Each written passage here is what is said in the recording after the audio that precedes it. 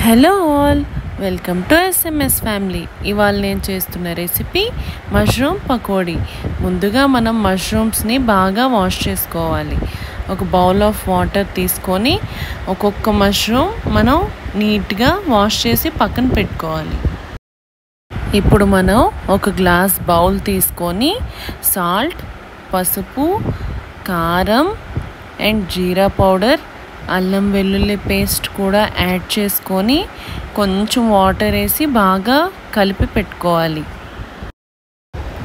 ఈ పేస్ట్ కలుపుకున్నాం కదండి, దాని తర్వాత మష్రూమ్స్ కట్ చేసి పెట్టుకున్నాం కదా, అవి దీనిలో యాడ్ చేసుకొని మష్రూమ్కి ఈ గ్రేవీ అంతా బాగా పట్టేటట్టు బాగా మిక్స్ చేసుకోవాలి. చూడండి ఇక్కడ నేను ఎలా మిక్స్ చేస్తున్నానో, ఈ విధంగా బాగా గ్రేవీ అంతా ముక్కకి పట్టేటట్టు బాగా కలుపుకోవాలి. కలుపుకున్న తర్వాత దీంట్లో ఒక 2 table spoons rice powder, 1 table spoon cornflour and 1 table spoon శనగపిండి కూడా యాడ్ చేసుకోవాలి. ఇప్పుడు దీంట్లో 1 టేబుల్ స్పూన్ వాటర్ యాడ్ చేసుకొని బాగా మిక్స్ చేసి పక్కన ఒక 10 to 15 మినిట్స్ మూత పెట్టి పక్కన ఉంచుకోండి.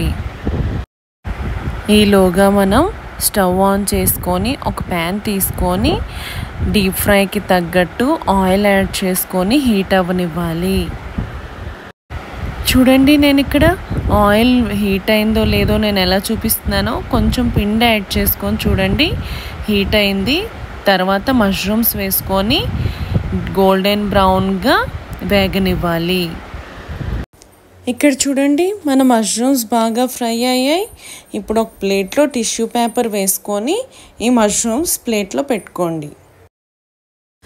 ఇప్పుడు నాది పిండి కొంచెం ఇంకా మిగిలిందండి.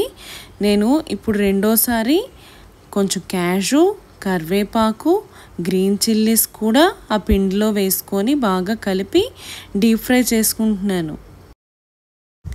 మా ఇంట్లో అందరికీ బాగా నచ్చాయండి. ఇవి కెచప్తో సర్వ్ చేసుకుంటే చాలా బాగుంటాయి. Tasty tasty mushroom pakodi ready. Thank you for watching. Please like, share and subscribe.